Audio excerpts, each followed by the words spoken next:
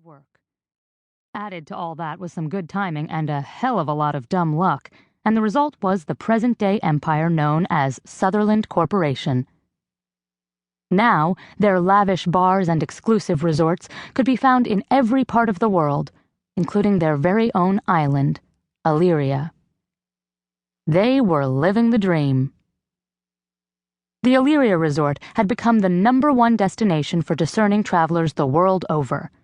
It also doubled as the headquarters of Sutherland Corporation, and thanks to the brothers' stewardship, the entire island of Illyria was now a bustling, thriving port of call in the Caribbean. Aidan returned to his desk and grabbed his coffee mug. While he refilled it from the coffee maker on the sideboard, he thought about his twin brother. Logan was currently in Europe on his honeymoon with his bride, Grace. That's why everything's been going wrong lately, he realized aloud. Too many weddings. Once the happy couple returned, things would get back to normal around here, Aidan thought. Well, not right away, he amended, because speaking of weddings, his own father would be taking the plunge soon, too. Aidan shook his head.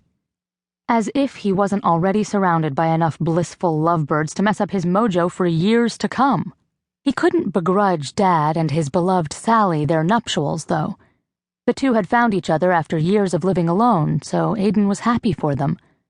Still, all of his problems had seemed to start around the same time that everyone began to get happy and fall in love. Dad and Sally had decided to conduct the ceremony right here on Illyria next month, so that was one more item that needed to be coordinated. In the meantime, Aidan was scheduled to fly to California this coming weekend to take care of some legal business that had to be finalized before Dad married Sally Duke. Damn. He'd forgotten to get started on those documents for his father. What the hell? It wasn't like Aidan to forget something like that. Was he losing his grip? Hell no. But he had lost his secretary. She'd abandoned him to marriage, too, just when he'd needed her most. His trusted ally had fallen in love and gone off to Jamaica to marry her sweetheart. Why did the woman have to quit the same week Logan left town? At the risk of repeating himself, what was the deal with all these weddings lately? All that creeping happiness had begun to close in on him, and he was pretty certain it had caused the balance of nature to shift. The end result was that Aidan kept forgetting stuff. It made an odd sort of sense, really. Aidan would never in a million years have anything to do with the state of matrimony himself, and yet here he was, surrounded by weddings. It was downright bizarre. No wonder Aidan had taken his eye off the ball. Everything in his carefully organized world was going up in smoke lately. He pulled out his smartphone and compared his electronic calendar with the written schedule he kept on his desk, checking to see if anything else had fallen by the wayside lately. Ordinarily, he was on top of every single detail of Sutherland Corporation business. But as he checked his calendar, he noted that since Logan's wedding a week ago, he'd allowed a few things to drift. They wouldn't cause any major problems, but that didn't excuse his forgetfulness. The Erickson deal, he noted, would have to be handled within the next 3 weeks. With Logan away on his honeymoon, Aidan decided to hand the project off to Ellie.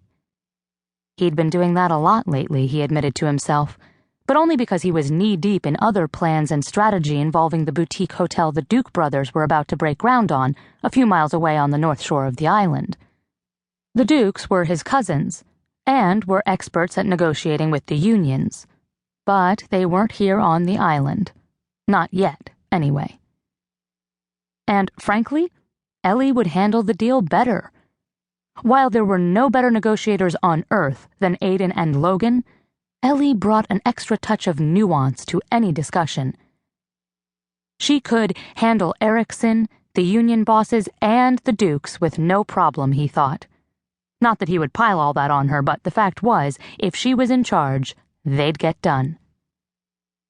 Clearly, with all that was going on, Aidan had to admit he couldn't depend entirely on his own memory right now. As a rule, Aidan thrived on meticulous attention to detail. And didn't that sound like